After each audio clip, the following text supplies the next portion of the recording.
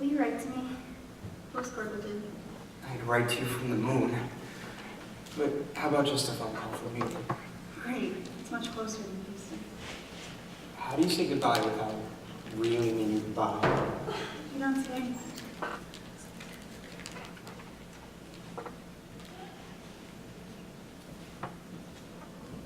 I guess I killed the wrong bird. Kenny, no. You stay here, Ray. I'll take the job in Houston. Kenny, wait! For what? For me to figure out some way to explain this. Oh, you'll come up with it, Ray. What's another few words after 900,000? Kenny, he never betrayed you. Everything he ever said or did was always with you in mind. You mean he was kissing you just now for me? My God, Ray. What devotion. What friendship. Josie, let me and Kenny work this out. No, let her stay. Let her watch how you and I work this out. Careful, Ray, when it comes to throwing rocks of Olympic material. If that's what you want to do, go ahead. Oh, here you guys are. Hey, Rick. Sammii here's got something she wants me to tell you. Sammii, stay back. Kenny has a rock. What is this, another Daniel and Goliath? To believe, Ray, I actually thought it was Vinnie and Josie. It's good news, Vinnie. You're not the dumbest guy up here. I am. Oh, so Ray's moving in on your girl, eh? Is that true, Ray? I thought you and I were going together. This would be a good time to tell him it's over, honey. Kenny, put it down. Someone around here told her to get hurt. Worse than me? I don't think so. And let me tell you why. Josie, I hoped for. But you? You I depended on. Would have bet my life on you. You see this rock, Ray?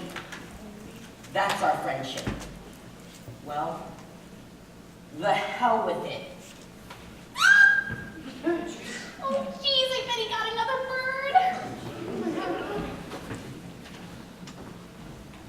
I'm going after him, Josie. Let's put everything on hold for a while. Okay.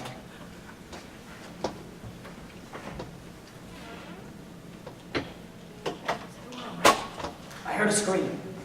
Yeah, it was like ancient Rome, a fight between two gladiolus. Yes, I'm fine. Your mother, she's packed. And Walter's landing in New York tomorrow. And she said she'd talk to you. What are you doing? There's ever impeccable timing for leaving. And also, can you ask Lewis to see me? Unless he's busy. Okay, Vinnie, I think it's better if we skip our talk. That's okay. We will come. I just made something for you. Just a trifle. Thanks, I love trifles. Should I open it now? Don't. Thanks anyways. Goodbye, Sammii. Well, I hope you don't mind me busting in unexpectedly.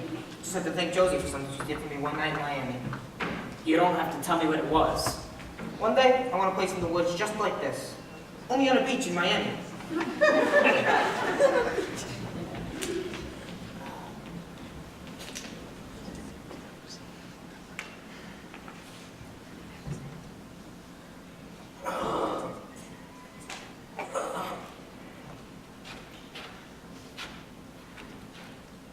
Hey, Mr. Hines. Josie said you wanted to see me? Unless you're busy. Nothing. I can't wait for you, Mr. Hines. What can I do for you? Well, I wanted to know if you could drive my car for me. Sure. You want me to go on an errand? No. Just a ride. You know where the hospital is, don't you, Lewis?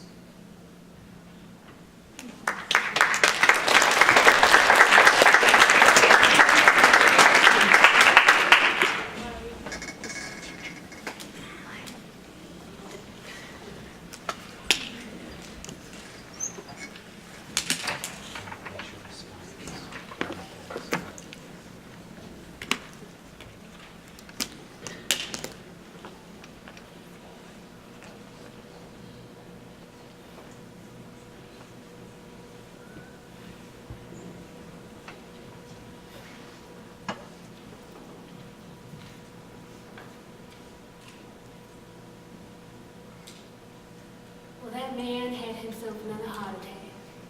I never speculated as to what brought it on. He pulled through. He came back to finish the summer just like he planned. But it would be his last. passed away in his sleep in the middle of November of that year. And it took me a little while before I realized I just lost a family. Mrs. Robbins had her new husband. Mr. Hines was gone and didn't need a cook. And Josie had grown past needing a nanny. And I was a free woman, which is what all the young people of my color had been shouting about then. Our civil rights. And it was about time.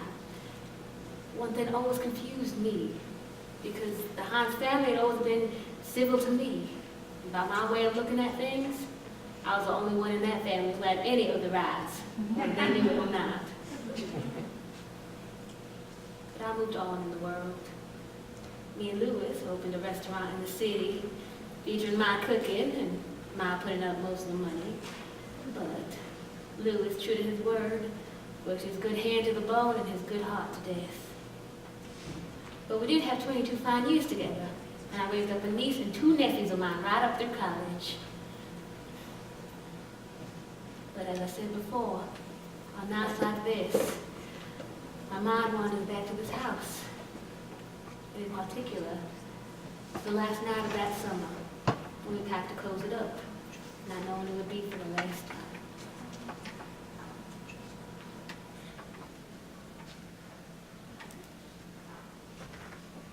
You're doing real fine, Mr. Hines. I can hardly keep up with you. I don't know. When that turtle passed me, I knew I was in trouble. You'll be back in the city tomorrow. Be yourself in no time. You want to rest? Just a second. It was a half-blind helping a 3/4 man. Mrs. Robbins came back for the second time that summer, because she realized there would be another. So, do you think you and Clemma are going to work it out? It's hard to say. She's like an apple on an autumn tree. It's ready to fall, but keeps holding on to that stem with a powerful grip. Well, shake the tree. Chop it down if you have to. Never leave it up to the apple, because there's always someone else willing to pick it off. All right, who wants to play gin rummy?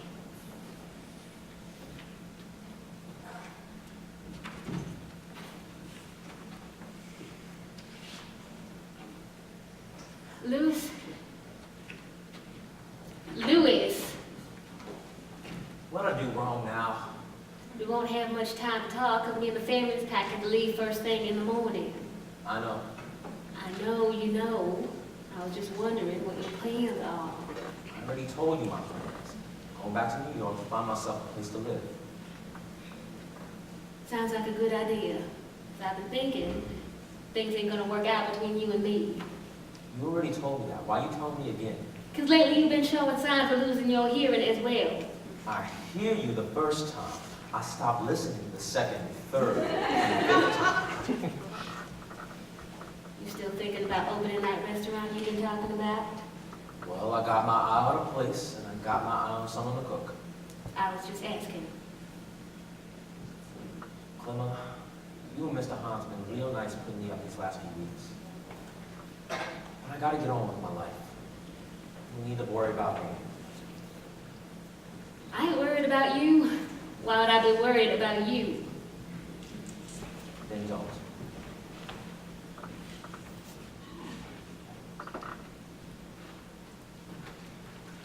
I spent 7 years not worrying about that man. I don't need no practice. It's just working on you, Clemma. That is all that man's doing. Who are you talking to, Clemma? Nobody. I just don't like their work on, that's all. What you doing with your dad's clothes? When he's feeling better, he might want to go down to Florida, maybe play 9 holes. A little optimism never hurt. You all right, child?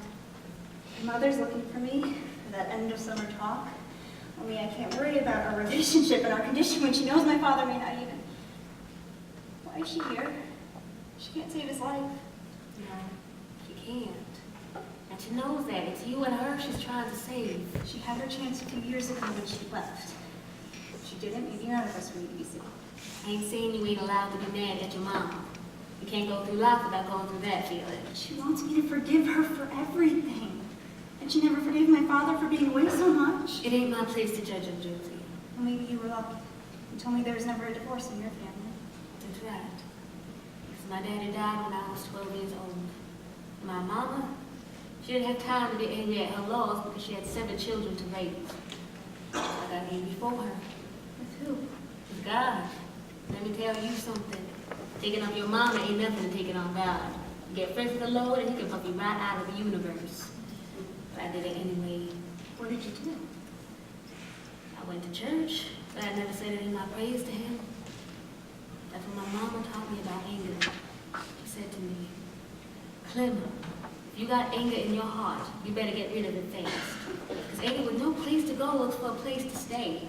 You can make a real comfortable home right inside of you to last out the rest of your life. I don't care how strong you are, child. No one can carry that weight and still be happy. You understand? Except for one thing. You have brothers and sisters to share your anger with. I'm all alone in this. Maybe that's why I grabbed onto Kenny, because at least he'd be there for me. And there's you. I've always had you, Grandma. My mother never gave me anything else in this life. Thank God she gave me you. I ain't something to give, Josie. I was a woman who needed a job, and I was real glad to get this one. Grandma, I didn't mean it to sound like that. I know. I never thought I would come to love you so much. I was treating you like you was my child, but you ain't. There's no blood between us. It's only something you can have with your mama. Why can't she talk to me the way that you are now? You never gave her the chance. When your daddy is gone, there's going to be no place in your life for me. He's going to have to say goodbye. Now that we won't. I'll always see you, Grandma. Always. Maybe. But you only got one mama, Josie. Don't squander it. So you forgive her and you forgive your daddy. Forgive him for what? For not being around while he was growing up. And your mama was here, wasn't she? Yes, but... Wasn't she, Josie? Yes.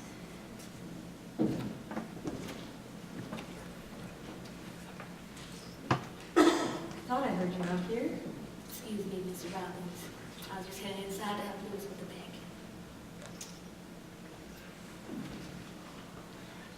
Josie, Mom, could we just skip it for tonight? I won't do what I promised tomorrow or the day after. Could we? We can't keep putting this off forever, Josie. I can't deal one more minute with this hatred you have for me. Don't hate you, Mother. I was angry before, yes, but I need something else right now that you can't give me. What's that? I'm not ready for him to go yet. I don't want this to be his last summer. I don't want to pack up his house tonight, never be able to see him sitting in that chair, warming himself in the sun, thinking how great it once was when we were a family. Nobody can give you that, Josie. I know that. And I will love you again, I promise. Do you think I could go through with burying him that I could hold on to? But somehow there's a silly little child in me still hoping for a happy ending. That you'll leave Walter and come back to Dad and we'll all have one last summer again.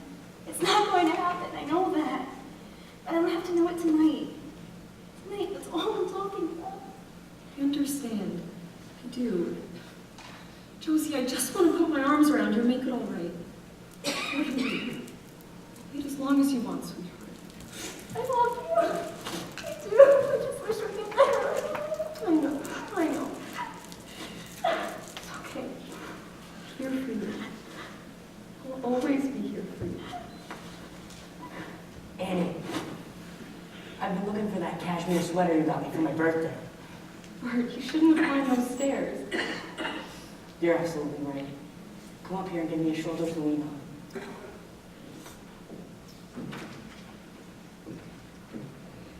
I wasn't listening. But thank you, baby. Thank you.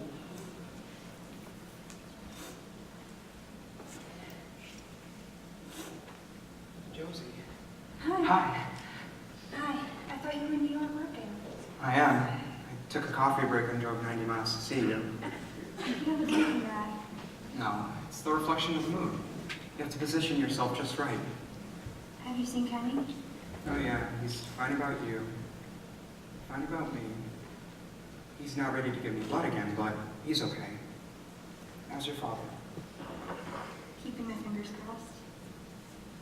No, it's nothing. You have a definite glint in your eye. I confess. I have some good news. Someone wants to publish my book. A small new company in Seattle. Right, that's wonderful. I turned them to come. I thanked them and said, maybe next year. I heard you in my head saying, not yet, Ray. Don't rush it. Do it when it's right. God, I missed you. I have a small present for you. Really? It's the first thing you've ever given me. Open it. Leather bound? Imitation. It's the thought of the price that counts. Book of blank pages? Except for the dedication. To Josie. These are the pages of our lives together to be filled in as they reveal themselves. You are our most fortunate woman in having won the heart of a truly remarkable man who feels he's finally worthy of you. Let me finish it. Though the world will soon beat a path to my doorway, the house will be empty. I will be otherwise occupied with a friend, writing postcards from the moon. Okay, so it's a little flowery, but oh, thank God. Good review. Don't try that to me.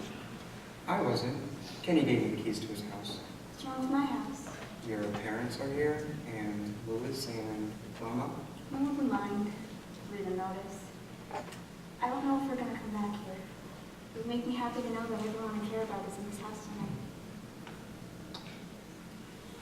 Oh, I'm gonna go help with the bags.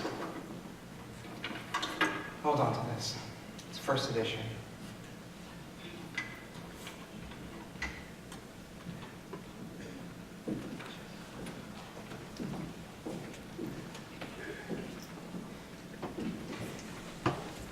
You never know he had a heart attack 3 weeks ago. Every time I go in there, he's beaming and smiling. What's he so happy about? But tonight feels like it used to be.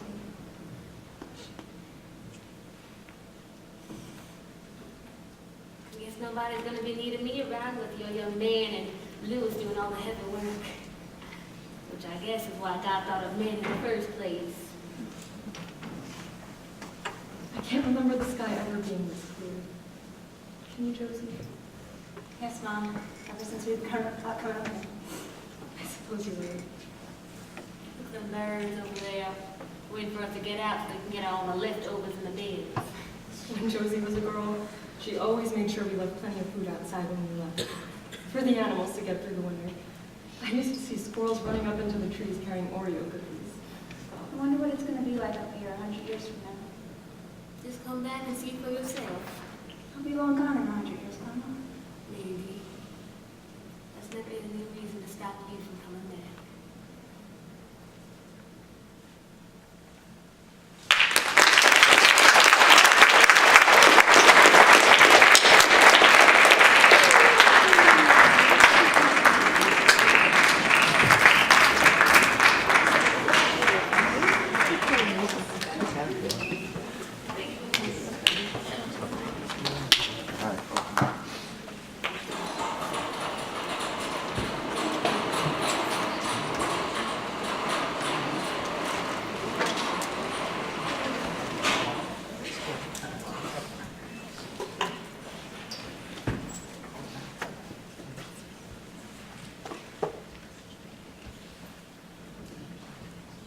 How much airplay Diggins?